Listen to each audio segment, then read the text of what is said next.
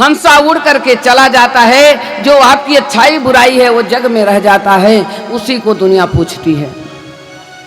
आपका कर्म आपको पूछता है। आपका कर्म नहीं सही, आपको कौन पूछेगा? अरे दुष्ट लोग चले जाते हैं तो दुनिया क्या कहती है? अच्छा हुआ मर गया, अच्छा हुआ, बहुत कष्ट दे रहा था, कोई सुख नहीं दे के गया, परिवार को भी दुख दिया, हमें भी दुख दिया। यहाँ तक कि पत्नी भी कह देती है मर गया, अच्छा हुआ, मैं तो उसका मुंह भी नहीं देखूंगी। अरे जब शराब पी करके रोज मारेगा और धन को बर्बाद करेगा, बच्चों को नहीं खिलाना, नहीं पहनाना, नहीं उड़ाना, नहीं कोई जापन नहीं करना है, तो कौन सी पत्नी आरती उतारेगी? जी जी। वो भी यही कहती है मर जा। क्यों? मां पाल लेती है बच्चों को, पर बाप नहीं पाल पाता, परेशान हो जाता है। बाप की कमी नहीं है, बाप को सब कुछ रहते हुए वो अपने बहू से कुछ नहीं कह सकता, अपने परिवार से नहीं कह सकता। बच्चे का सुन लेगा, कष्ट होगा मन में, पर बाप माँ की तरह नहीं पाल सकता। माँ तो कुछ भी करके पाल लेगी। ग्लानि हुई, भागवत सुने तुरंत, धुंधकारी खूब सुंदर अच्छा राजकुमार की तरह खड़े हो गए। अब क्या होता है? जो लोग वहां सुनने आए थे, जैसे आप लोग आए हैं, सबके मन में यह हुआ गौकर्ण तुमने कथा दो तरह की सुनाई है। अब कथा तो एक ही चल रही है ना, कोई उठ करके नाच लिया, कोई बैठा है, जिसको भगवान ने जैसा शक्ति दिया वैसा किया। तेरा भाई तो राजकुमार बन गया प्रेत योनि से उठ करके, और हमें तो कुछ प्राप्ति ही नहीं हुई। अब ये भी झगड़ा भाई, कथा सुनाने वाला वक्ता सुनाएगा सबको एक ही श्लोक सुना करके तो बताएगा। गौकर्ण जी कहने लगे मेरी इसमें कोई गलती नहीं है, जिसका जा की रही भावना जैसी, और प्रभु मूरत देखी तिन तैसी। हृदय में जैसा जिसको धारण करे हो, जैसे आपने ले करके बैठे वही फल मुझे मिला। उसको प्रेत योनि थी, वो दुखी था, मुझे किसी तरह से इस योनि से छुटकारा मिले, तो मन लगा करके कथा सुना, तो आप लोगों के सामने फल मिल गया उसको। मरने के बाद तो अच्छाई बुराई रहती है, पर जीने में अच्छा कर्म हो जाए तो अच्छी बात है। चल रे हंसा अमर लोक को, चल रे हंसा अमर लोक को, यहाँ कोई नहीं तेरा है, जग वालों का हुआ अंधेरा, अपना हुआ बसेरा है। जग वालों का अंधेरा हो जाता है, रोते हैं लोग, पति चला गया, बेटा चला गया, चाचा काका ताऊ चले गए, घर के लोग चले गए, लोग रोते हैं। क्यों? कि प्रीति हमारी उसी में थी। झूठा नाता झूठा रिश्ता लेके हम चलते हैं, और उसको लेकर के हम रोते रहते हैं, चले गए चले गए चले गए। पर जाने के बाद भी भगवान कोई न कोई रक्षा करता है, कोई न कोई सहारा देता है कि मेरा तो था, मेरा था, मैं अपने बुला लिया, पर तुझे भी कोई रास्ता मैं दिखाऊंगा, ये तेरा कर्म है, अच्छा भला बुरा जो भी है। इधर आ जाइए, थोड़ी थोड़ी बीच में थोड़ी सी जगह दे दीजिए, और साइड में आने वाले के लिए। अभी तो इसमें बहुत लोग आ जाएंगे, दिल में जगह हो तो कहाँ कौन नहीं बैठ जाएगा। जय हो।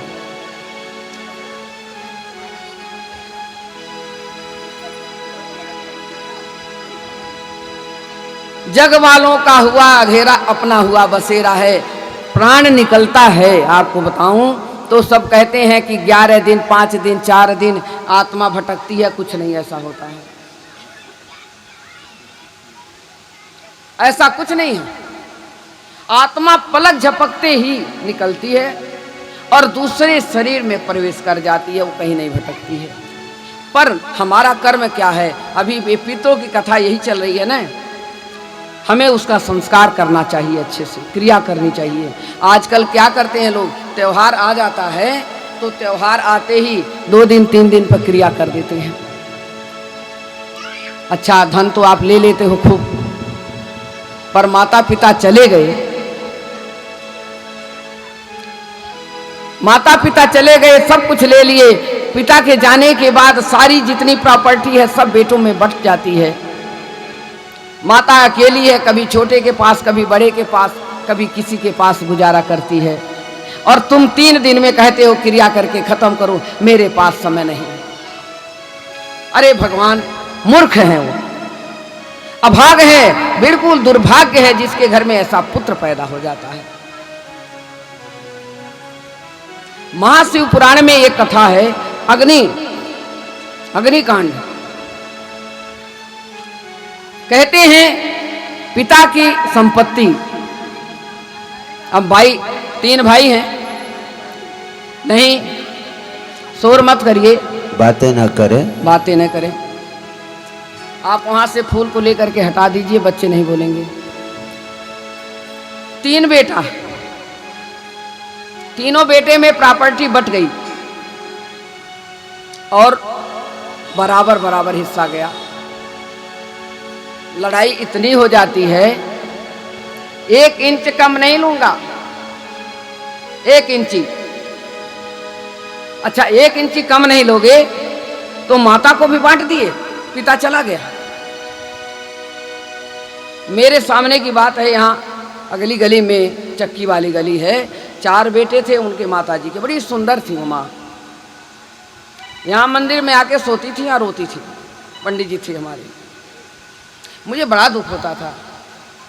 मैंने कहा इनको अंदर सुला लो। माता के देख करके मुझे बड़ा दुख होता और बहुत अच्छी लगती थी वो मुझे। 4 बेटा, चारों प्रॉपर्टी ले लिए। उसके बाद थोड़ा पैसा जब बचा, पिताजी चले गए। कल से कुर्सियां थोड़ा वहां लगा दो, ज़्यादा पीछे सब कुर्सी लगाएं, कम से कम 9 लोग बैठ जाएं। चारों बेटे बंटवा लिए लाला जी, चारों बेटे ले लिए सब कुछ। अब ज़्यादा दिन की बात नहीं, 10 साल पहले की बात है। 2 बेटियां थीं, बेटियों को कोई हिस्सा नहीं। बाप के जाते ही वे सब कुछ ले लिए, त्यागी परिवार से थे वो। ये तो सामने की बात। और क्या हुआ, माँ के पास 1 लाख रुपया था। बुढ़िया माता जी रोती थी आके, ये सामने की घटना है मेरे। 1 लाख रुपया था। जब छोटे के पास, बड़े के पास गई तो बड़ा वाला कहा मेरे को बिजनेस करना है, माता तुम दे दो, क्या करोगे। धीरे धीरे करके 40 लिया, 50 लिया, पूरा ले लिया। 1 लाख रुपया ले लिया। जब पूरा हो गया, बड़ी बहू कहने लगी क्या हम ही पैदा करे हैं, हम ही खिलाएंगे आपको, हमें के थोड़ी पैदा करी हो। 3 और हैं, उनके पास जाओ। 4-4 महीने का वो लोगों ने टाइम बांध दिया और 4 महीने माता जी कभी उनके पास रहती, उनके पास बस वही पैसे का मांगना का लालच मांग रहे सब। कहने लगी मेरे पास तो है नहीं। बड़े वाले के छोटी कहने लगी जब बड़े वाले को दी हो, जाओ बड़े वाले के पास रोटी खाओ। बड़े वाले मना कर दी, जब तीनों की हो तो तीनों के पास जाओ। और 3 मंजिला मकान बना हुआ था, 100 गज मकान था और 3 मंजिला मकान चारों बेटों ने ले लिया। 4 मंजिला बना था। अब बेटी माता जी यहाँ आए, रोए, तो अपने पंडित जी 10-20 जो भी रहता देते थे उनको खर्चा के लिए। पर देखो, कहते हैं कि भाग्य की बात है, चाहे सुंदर हो चाहे बुरी हो, जब तकदीर अच्छी हो तो काली कलूटी भी सिंहासन पर बैठती है। बेटियों के पास गई तो उनके दामाद कहने लगे सारा धन तो अपने दे दी बेटों को, अब आकर के सिर पर तुम्हारे पड़ी है। बेटी का धन खाने से पाप लगता है, माता को कह दो, कैसे उद्धार होंगी। अब जिसके बेटी ही है तो कहाँ जाएगी। पर शिव पुराण में लिखा है जिसकी बेटियां हैं और माँ बाप का धन लेती हैं तो पिंडदान अपने माता पिता को करती हैं तो पितृ को मिलता है।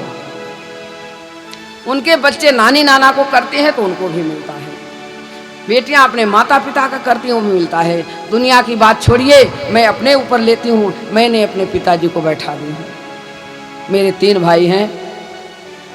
पिताजी मेरे यहाँ आते, जब मैं पूजा करती तो यही कहते कि मुझे सीताराम पंडित जी के सिवा कोई नहीं बैठाएगा बेटा, और तुम ही लोग मुझे बैठा दो, मैं तुम्हारे हाथ से हमारी मुक्ति मिलेगी। क्लास 1 ऑफिसर थे हमारे पिताजी, विदेश मंत्रालय में, तब के जुग की बात बता दी। तो अभी 80 साल हो गया, 80-85 साल। अभी हमारी माता जी जिंदा है। मैंने इनसे कहा तो गया जी में हम बैठा दिए, अब नहीं आते कभी। वहाँ पंडित जी बोले आपके पिताजी आपके हाथ से पाएंगे। अच्छी तरह से हमने कराया। पिंडदान लेने के पहले आ जाते थे सामने, और पंडित जी बहुत प्रेम से करवाए उनका हर तरह, हम दोनों जनी पति पत्नी। वहाँ के पंडित जी बोले अब बोलना कि स्वर्ग में बैठ गए हैं, अब नीचे मत उतारना। मैंने सबसे बोला भाइयों से, भाई ऐसा है अब इनको उतारना मत नीचे। शांत हैं, परेशानी हो गई थी कुछ बीच में, कोई परेशानी नहीं, एकदम शांत है। पितृ को जरूर करो। बड़ा हमारे पास अभी 2 दिन पहले कोई आया,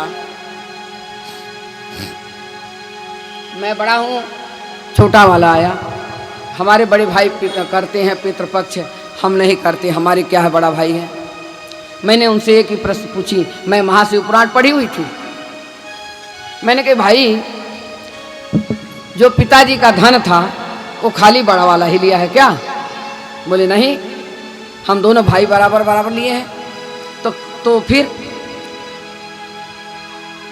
इतना बड़ा पाप है, अगर आप माँ का दूध नहीं पिए हैं, पिता का इतना धन नहीं लिए हैं, एक दिन का उनका वस्त्र नहीं ली हो अपने सास का, तो मत करो पिंडदान, मत करो पितरों का। पर जब धन बराबर लिए हो तो क्यों नहीं करोगे? हिस्सा तो बराबर लिए हो, 1 इंची आगे पीछे नहीं होना चाहिए। पर हम हमारे बड़े भाई करेंगे। अरे बड़ा भाई कर रहा है तो तू भी उसमें 2-4 किलो दूध मिला दे, घी मिला दे, चावल मिला दे, आटा, दोनों मिलके कर ले, क्यों नहीं कल्याण होगा? पितृ खुश हैं तो सारी चीज खुशी है। धन ले लिया और बड़ा वाला का हिस्सा है, सबको करना चाहिए, बेटियों को भी करना चाहिए और अपने पुत्र को भी करना चाहिए, सास का बहुओं को करना चाहिए। यही धर्म है और यही वेद पुराण महाशिव पुराण में ये लिखा हुआ है।